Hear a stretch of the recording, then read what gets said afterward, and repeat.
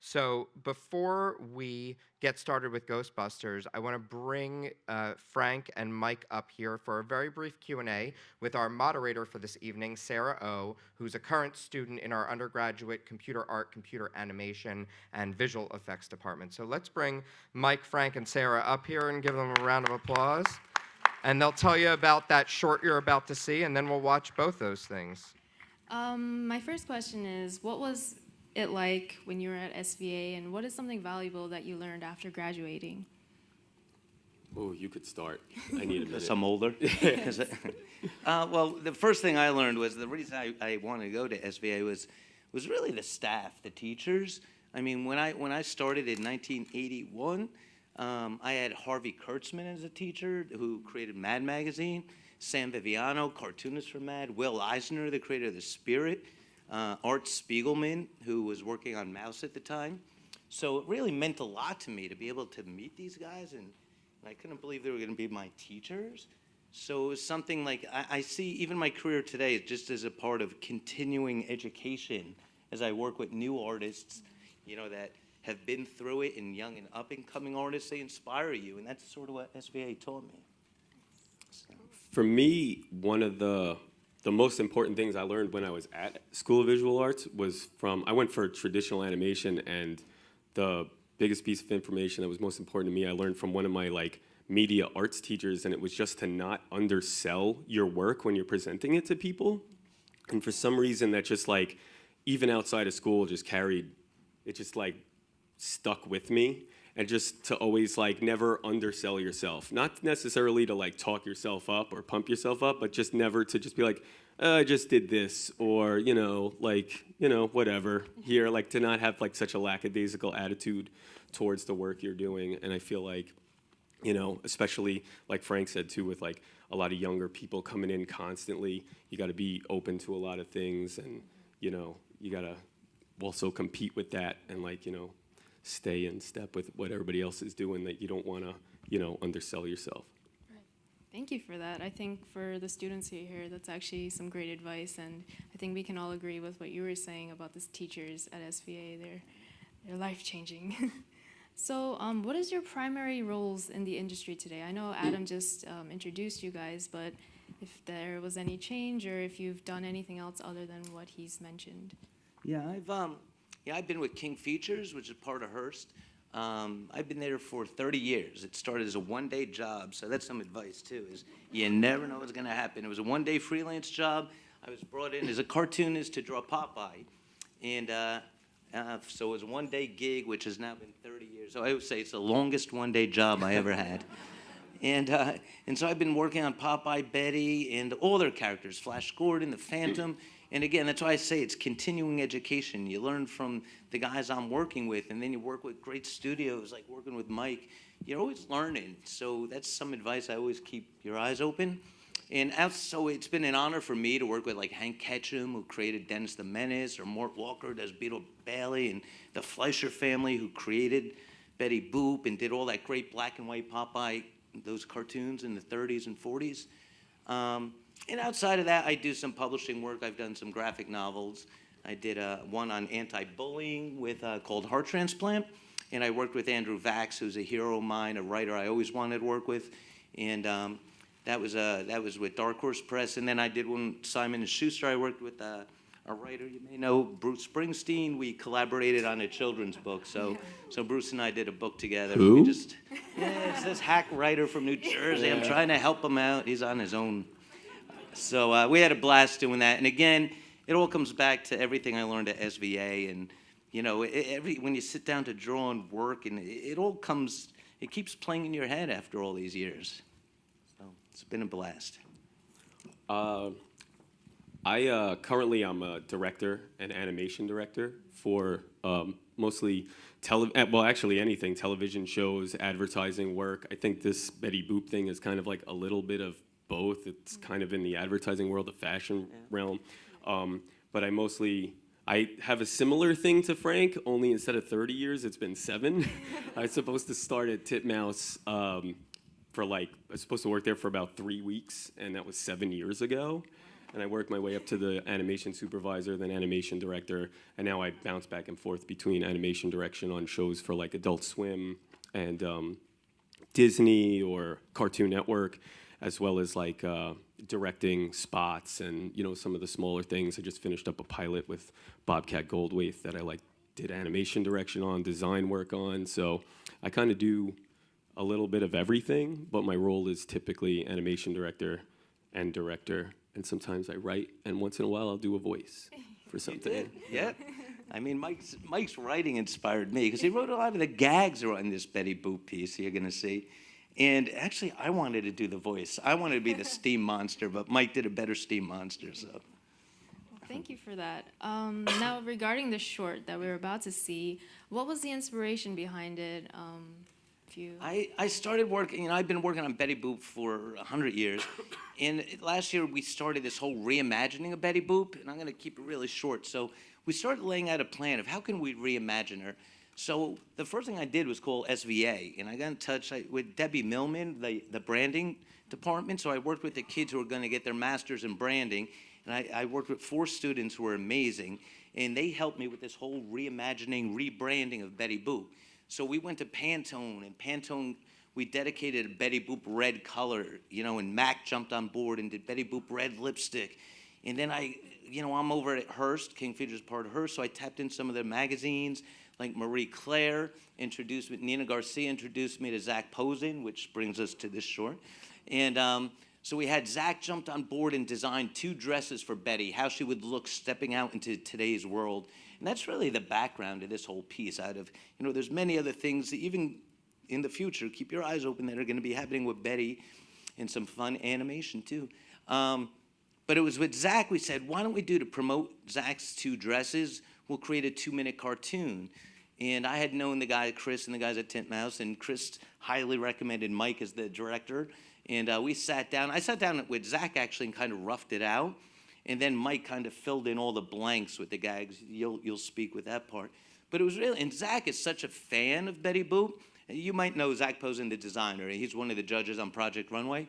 And he really jumped in on this, and he did his own voice in the cartoon. We had to draw him to fit into a 1930s-looking Betty Boop cartoon. And the whole thing starts with Betty Boop, black and white, meets Zach on the street. Everything's a little gray and a little bleak. But then when she meets Zach, the red comes into it, and he designs the dresses, and there's the Betty Boop red and the MAC lipstick. You'll see it all happen in 90 seconds. Advertising. Little plugs. I know we had to plug them, but... For me, it was just really Frank is kind of like the brains behind the operation on this one. It was just kind of sticking close to his vision and trying to, with the Betty Boop brand especially, just having it be like authentically 1930s Betty Boop, but not feel old. Maybe do something a little fresh. We were doing something for Fashion Week. We're doing something for Zach Posen. He's kind of hot, fashion designer right now. Right. We don't want it to feel like it's old and tired, but we wanted it to feel like you're watching a cell cartoon. We don't want it to look over processed or digital. So it's really just kind of finding a middle ground. Which you did great, because we get stuck in trying to stay pure to the 1930s, Betty, and stick with that. But you really brought in, I had to... Thanks, man. Seriously, make it feel fresh today, but also tip of the hat to the 30s as well. Yeah, and I mean, there were some things in here that we cut down. There were some gags we lost and things like that, just because for hours. We had, there was a challenge. We had to take these scripts that were I think 3 scripts, and they must have ran about a minute each and consolidate them into 30 seconds. So it was that on top of sticking to a style and things like that. So, but it was really just kind of doing a lot of talking about how can we make this feel fresh, but authentically like a Betty Boop cartoon. Right, and playing into the whole reimagining of Betty, and tell the story in 90 seconds. And the music's a big part too. Yeah. Because we didn't want this old warbly soundtrack, but we wanted to kind of nod to kind of a Gershwin type feel, to a lot of the accents with music instead of sound effects. So we were trying to do that, and it was an organic. Should we talk about the music? Sure. Oh, I guess I'm going to do that. We ended up getting into a pinch towards the end there, and my wife is the executive producer of a music house called Nylon Studios. They work in advertising. They do sound design for films and commercials and stuff. And we needed sound last minute, and yeah. they ended up getting hooked up with Frank. I connected them, and we all worked together to kind of And they bring did the whole voice piece over together, there. yeah. And ironically, it was weird where Nylon is. Nylon Studio downtown was right around the corner where Zach grew up as a kid, and it used to be a sewing machine factory. So it all plays into the whole fashion element. See? Well, So, thank you so much. It all That came was together. Thank you, guys. amazing information you just told us about the short. I hope everyone here enjoys it. Yeah, and thank you. Thanks for having us. Thanks, guys. Thanks, Sarah. Yeah. So quickly, Arsen has worked as a previs artist, which you'll learn about later, on Hunger Games: Mockingjay, Amazing Spider-Man 2, Jurassic World, Fantastic Four, and the recent Beauty and the Beast, and is working at Industrial Light and Magic currently on Steven Spielberg's Ready Player One. Liz is a Pittsburgh native who graduated from SVA in 2015. She went on to travel to Vancouver to work at MPC, where she worked on The Finest Hours, which was actually directed by SVA alumnus Craig Gillespie, and Ghostbusters as a lighting artist. She recently returned to the U.S. and is still at MPC, this time working as a 3D generalist, making commercials for companies like Google, Samsung, Macy's, and Friskies.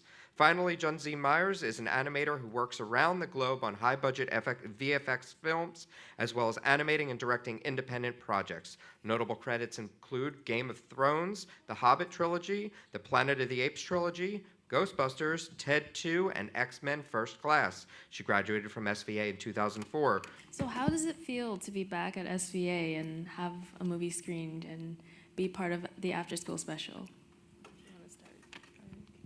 It's yeah, definitely pretty cool, because I remember like going to these types of things when I was in school, so it definitely feels cool to be up here. Yeah, I always love coming back to SVA and doing talks. Or this is, I think, the first time I've had a movie actually screened. So yeah, it's cool.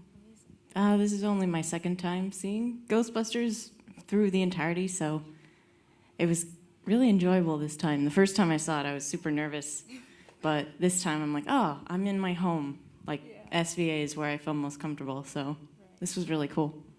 Nice. As I don't know if everyone knows, but as being a computer arts student, we have to go through a thesis our senior year. I was just curious, what was thesis like for you, and what are some like challenges and highlights that you faced during senior year? You guys want to share? Yeah, I mean, it was definitely one of the, I think maybe the most difficult things I've ever had to do. But it was also kind of nice where it felt like life had a singular purpose. Like, all you need to do is finish this thing. There's no, like, you don't have to, like, eat. You don't have to take a shower. You don't have to do all those other things. And then you think it's really hard, and like, I can't wait until it's, I mean, it is really hard, but I can't wait until it's over. And then it ends, and it's kind of like, oh, now what, now what happens next? It's true that there's like a simplicity during thesis because Yeah. it's hard, but you've got one goal. Well, actually, Ellie Kokar is in the audience tonight, who was my thesis partner, and it was an amazing process to go through with somebody else. And there's so many ups and downs, but also so much fun bringing it together. And for me, it's been a little bit longer, I think, for you guys. So I might remember it with a little bit more rose-tinted glasses. I mean, there are definitely many sleepless nights. But it is great to come together and do something that, yeah, life gets a bit more complicated after thesis. So, yeah. I kind of thought of thesis as a really good learning experience. You have time to explore yourself as an artist. As soon as you get out into the industry, once you've survived thesis, you feel like you can handle a lot, and that'll happen when you're working. But thesis was just a good way to learn about that, feel yourself out, and you'll survive. So to all the seniors out there, you're going to get through it, and you're going to be really proud of it. Thank you. And I was just curious, like, how did thesis help you in your career path? Like, did it open a lot of gateways? Were you able to also explore other fields that you realized through making your thesis? Yeah, I mean, I would definitely agree with you with saying, like, the bar kind of so high in terms of the, like, how long you're willing to not go to sleep, to not do anything, and I think that's actually why like New York loves SVA so much, like the New York industry, is because like we're used to not sleeping and doing any things like that. So like, you know, places definitely will take advantage, as any company would, and but because of that, you have kind of this. And I mean, when you're not sleeping and you're working, you're also gaining new skills and you're experimenting in things you're probably maybe not going to do professionally. But knowing that, definitely, like in Los Angeles, for example, a lot of the people who are in previs, some people, there's this kind of core of actual previs artists who want to do this specific thing. Then there's a lot of people who are animators or want to be doing more finals and kind of see it as a stepping stone. So they're kind of transient, you can say. And a lot of those people are like took a class, say like a Nomon or a school like that, which is a good school, but you learn your one track. So what ends up happening is anytime there's any problems or anything like that, like they get really confused, and then it takes like people like me or like people just even though I don't do these other things, SVA taught me how to do them, so I can troubleshoot stuff and do things you're not familiar with, I think. In terms of how Thesis helped me for my career, definitely being a generalist in the beginning was absolutely necessary to get work. I started out as a modeler, a terrible modeler, and eventually started getting jobs doing lighting and rigging and animating. And it actually flipped several years later, well, a couple years later, when I started to realize that I knew I wanted to be an animator, but I was doing all these different jobs. And at a certain point, I was able to say, actually, I stopped telling companies that I knew how to do anything else. I said, I don't know how to rig, I don't know how to light. All I know how to do is animate, and then I got jobs as an animator. So in the beginning, it was extremely helpful to have the sort of general education that I had at SVA, but in a couple of years, then I had to flip it to actually do what I wanted to do. That was a really good point from both of them. The generalist thing that we have to go through Thesis comes into play. I went straight out of school into being a lighting artist, but when you're a lighting artist, you're getting CG from every single department, and whenever you have an issue, my generalist background let me troubleshoot that. I knew exactly who to send it to, where was there a mistake in the pipeline, and that process gets other people noticing you and being like, hey, can you help me troubleshoot this shot? So SVA does have a really good background for your thesis for that. The second way Thesis helped me was, my thesis was a darker, creepier themed thesis, and I have a feeling that's why I got to work on, especially the end shots, which were darker, a little bit creepier. So people are looking in the industry at what your thesis film is doing, and they might say, oh, this film might not, like it's student work, but we can use this.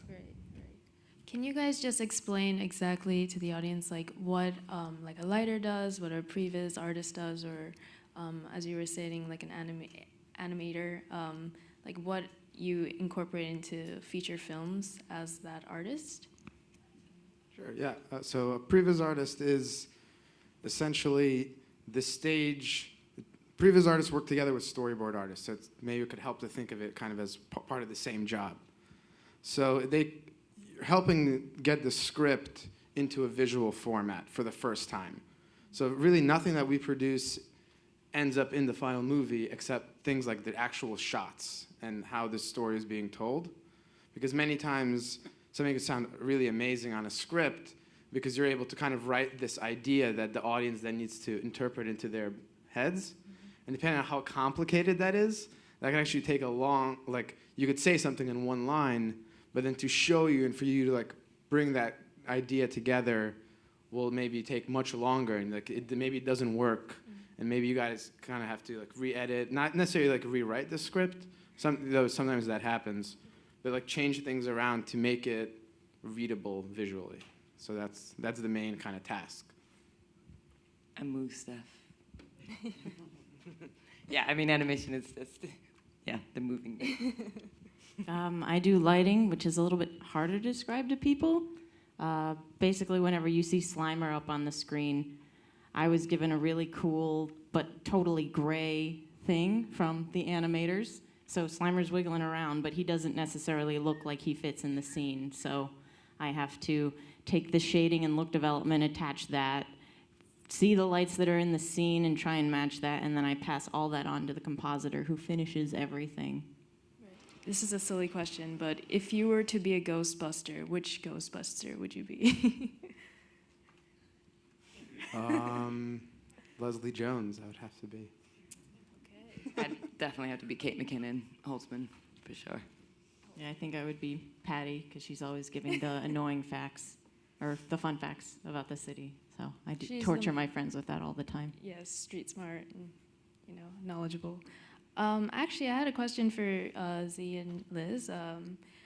The industry that we work in, or we are a part of, is predominantly male. And I was just wondering if you had any, one piece of advice or anything to say for women who aspire to be in this field.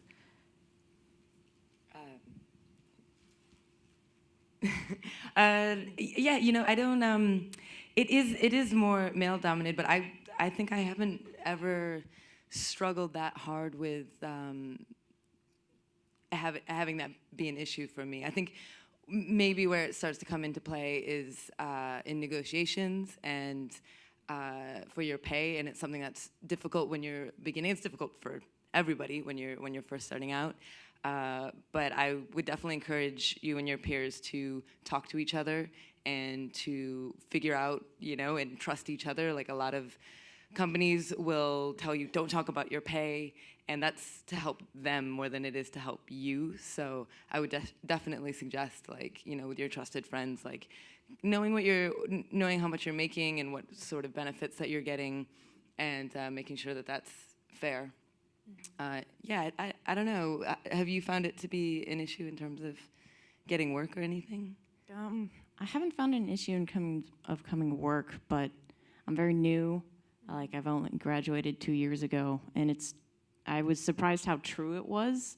When I started at MPC on the lighting floor, there were about 50 lighting artists, and I was one of 2 women, and both of us were just starting out as juniors. Wow. So for me, it's more, I'm still looking for role models. Right here. Oh. I got one right here, so this is good right now. But yeah, I'm still exploring and trying to figure that out. I didn't have an issue succeeding while I was working on this project, because I sort of went in with the mentality of, this is a business.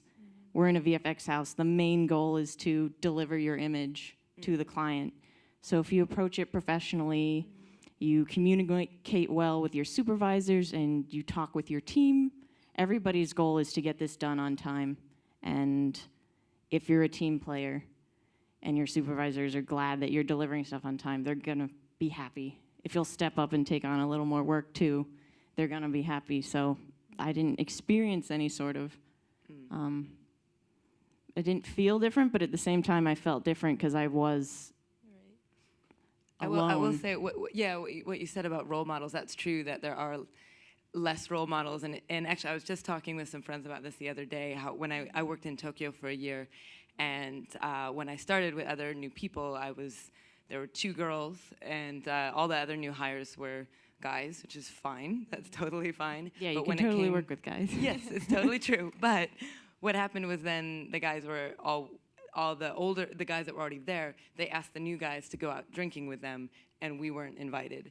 And this is something that does happen, that there are less women above us to look to that will kind of take us under our wing, and we do have to do it a little bit more on our own, and maybe have to work a little bit harder at times to get the connections. So help each other out, girls. Yeah. Join women in animation. And for example, yeah, and anytime any girl that wants to contact me, absolutely, I will give you advice. I will help you out. I've really enjoyed doing that for students, both male and female. But I do feel proud when I can help another girl. Yeah. I'm so happy I met you, actually, both of you. Going back to Ghostbusters, though, what is something that you found interesting about this newer version of Ghostbusters compared to the original? Story-wise, I don't know, character-wise, effects-wise? Oh, man. Yeah. This is tough, because I really love the original Ghostbusters. And this was actually my first time viewing it. But it was definitely a lot.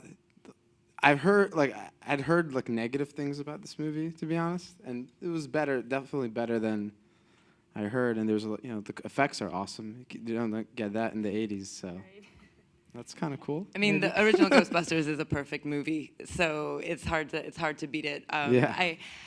Some people didn't found the gender swap thing to be a bit cheap. I think I thought, why not? Like, why not? Just for fun. I thought some of the humor is it's a bit kind of Judd Apatow. It's a bit more current, and some of that is really fun. They're sort of like asides to each other, or when they go and they're all standing there for the first time in their jumpsuits, and then they're like, okay, let's go. Oh, let's go. Oh, you say it. I thought that was really cute.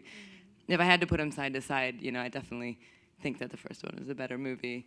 But this is super fun to work on, and yeah, I think some of the humor, and just why not have 4 girls star in a movie? I like that.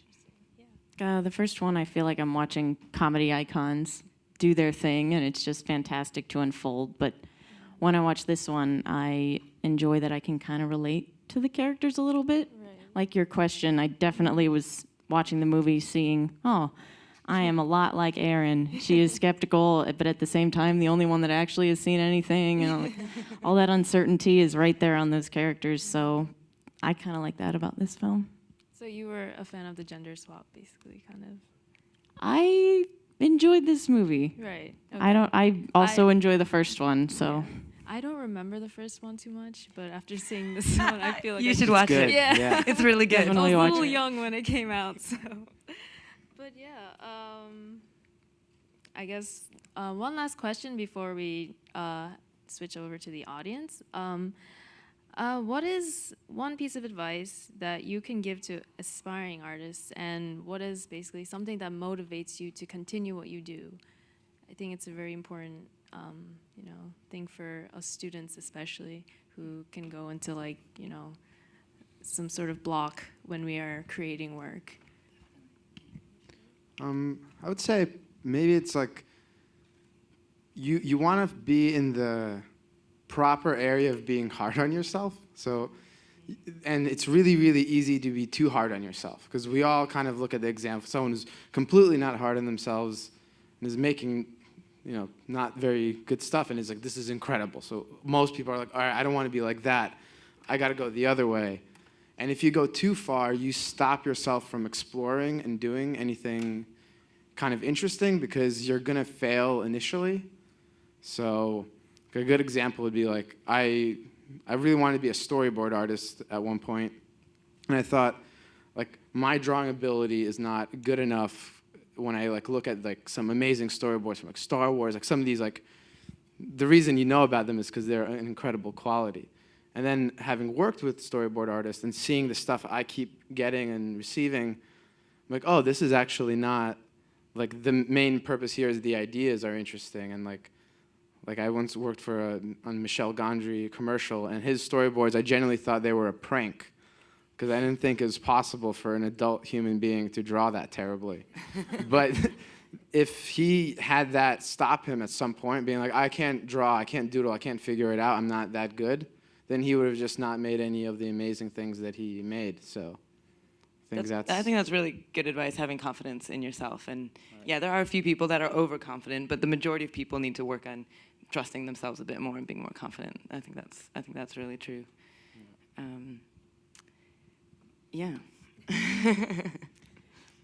For when those moments when you don't feel confident, know that it's okay to fall back on your network. All the people you're meeting at SVA, they're going to be the people working with you down the line. All the people you meet at every job. Sometimes you kind of butt heads with someone, but then after you guys finish something together, you're like, hey, we actually can accomplish things. We figured out how to make this work. I wouldn't mind working with you again. If I'm stuck on something, I still get messages from people in film asking me questions, because I'm still at the NBC network. But yeah, don't be afraid to ask for help.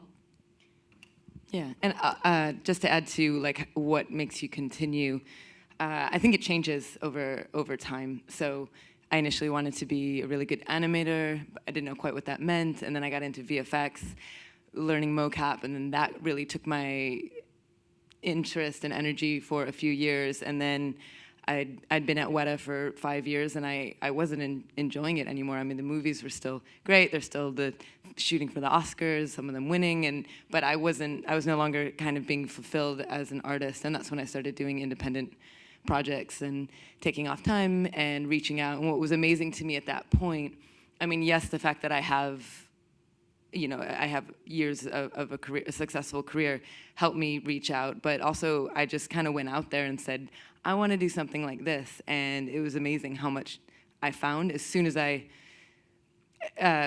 literally put it out into the universe, just started saying, actually, a really good example of this is when I was working in commercials, and I wanted to work in film, and I just didn't say it out loud. It was like a little like, that's something I want to do. And I moved to LA, I was working at PSYOP, I was working in commercials, and I was like, I really need to manifest this, so I'm just gonna start saying it to everybody, like just at lunch, I'm just like, yeah, I really wanna work in movies. And within a month, I had my first film job. And it was like, that can't be that easy. And then the same thing happened at Weta, like when I was like, I really wanna get out and do something different. I just started saying it, just started asking people around, just mentioning it to random people. And it was 3 months later that I had my job in Australia. So, yeah. Yeah, there really are some awesome people in this industry. That's amazing. For questions, sorry, we're going to open it up for questions. Any questions? We're running mics in both aisles. So we got one back here, and I actually have one after this. Yes, hi. I actually appreciate your enthusiasm in making Ghostbusters, but I really wanted to know what was the reason for you having the females this time and not the male actors. Thank you. God bless. Well, I don't know that we Yeah. know that because it's we like- don't work on that front end of it. Yeah. That's Yeah, that was more probably for- even before the Right. script part. That was probably one of the like. Does anybody out there know? Has anybody got any scoop on that? I Do you think know? I've seen interviews with Okay. Paul where Paul's saying he really likes working with women and those girls, and he got the job, and he was just like, you know what, Why not? why not? That's more of like, I guess, because we are mostly in charge of the post-production. That's something that would happen before production, actually. So it's a different field almost, I think. So we would not have the answer, actually, to I think that it's probably how question. they were able to commission the movie, Yeah. like to sell the idea.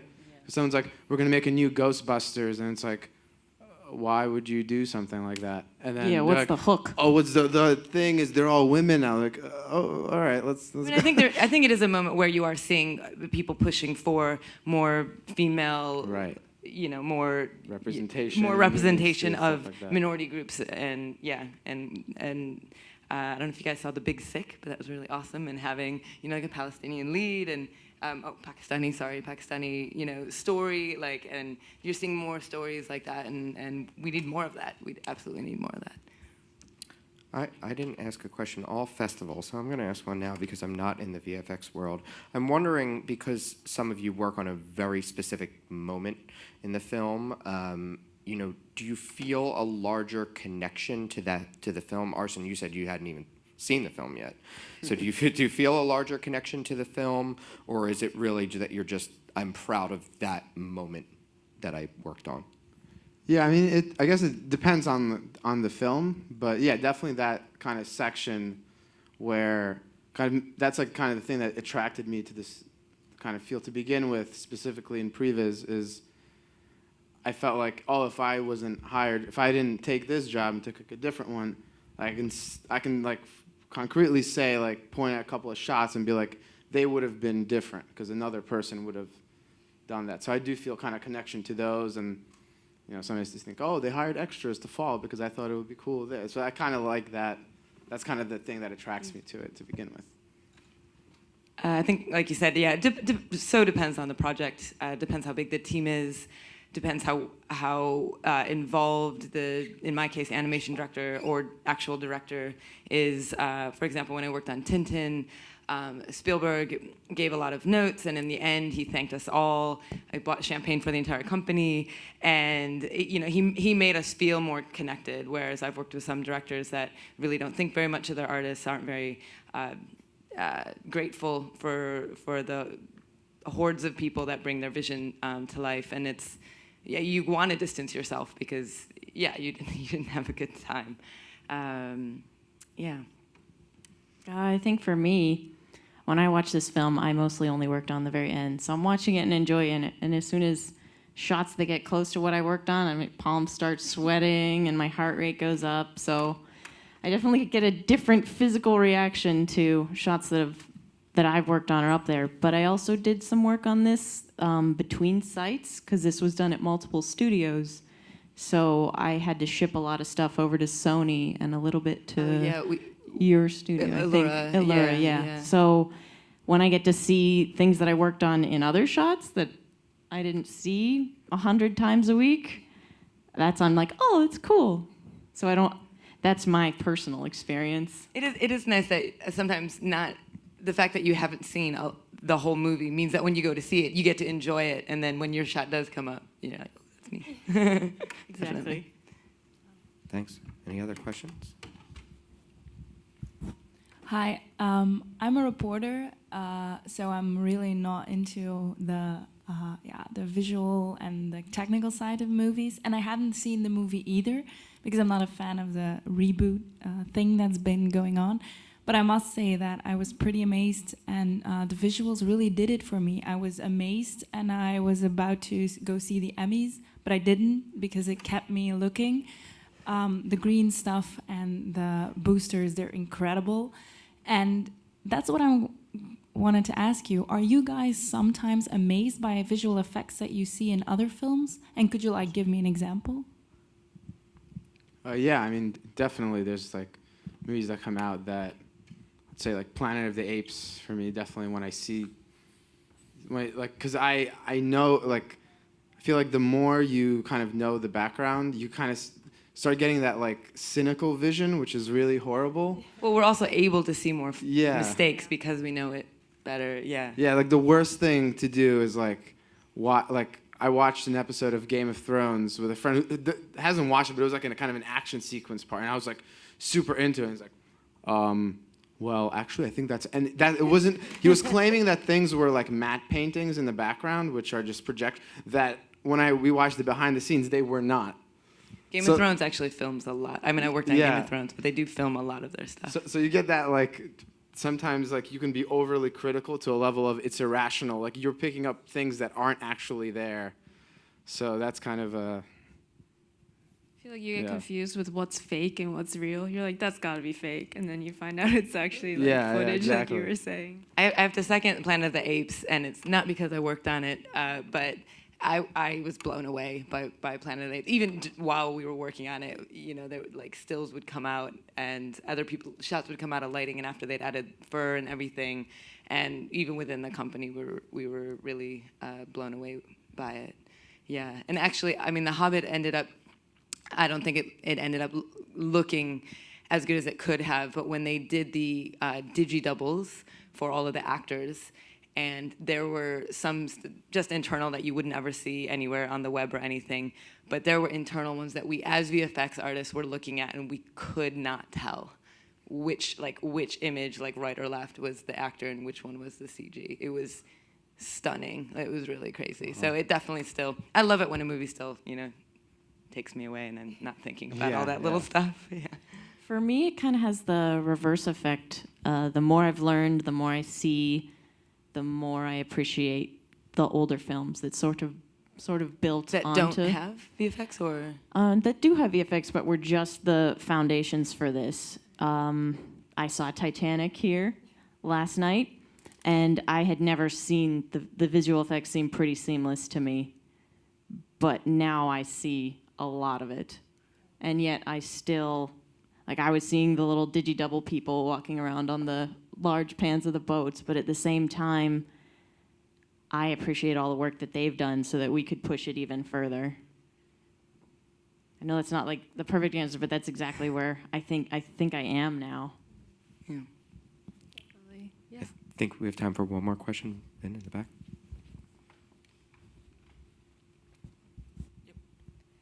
I just want to know, for each one of you, what would be a dream project for you? Is there any specific story or like graphic novel or fairy tale or something that you've always dreamed of working on? That's a really good question. Yeah.